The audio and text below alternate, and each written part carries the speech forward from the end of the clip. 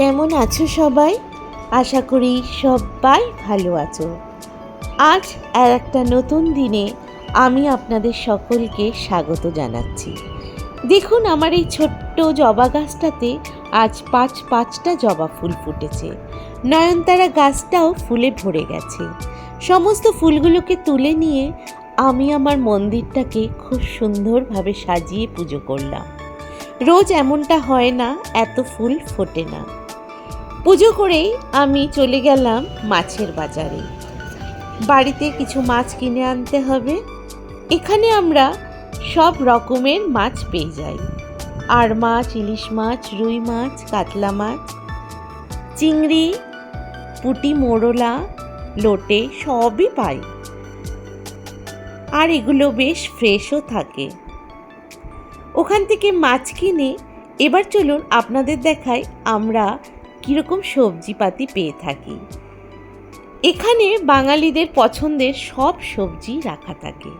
শাকের ভ্যারাইটি দেখুন, কুমড়ো শাক, লাউ শাক, পাট শাক, কলমি শাক, পুঁই শাক, কচুরলতি, থানকুনি পাতা, নিম পাতা, গ্যাঁদাল পাতা সবই রেখেছে ওরা।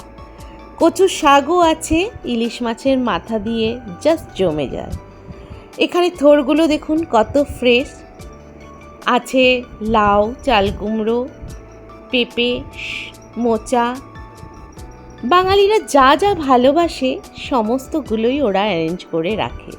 এই সবগুলো সংখ্যা খুব একটা বেশি নয়, তাই যেখানে যেখানে আছে আমরা বাঙালিরা ঠিকই পৌঁছে যাই। খুব ফ্রেশ থাকে সবজিগুলো। একপাশে রাখা থাকে চালের ভ্যারাইটি, সেদ্ধ চাল, আতপ চাল, গোবিন্দভোগ চাল, অনেক রকমেরই রাখা থাকে।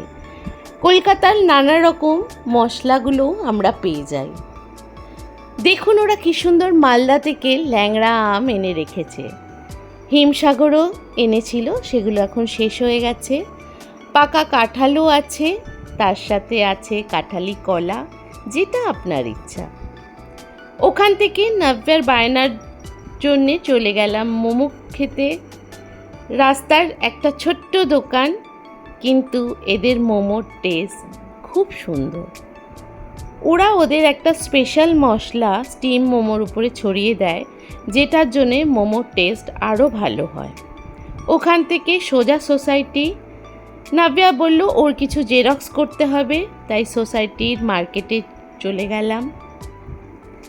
আমাদের এই মার্কেটের ভেতরে নিত্য প্রয়োজনীয় ছোটোখাটো টুকটাক প্রচুর দোকান আছে।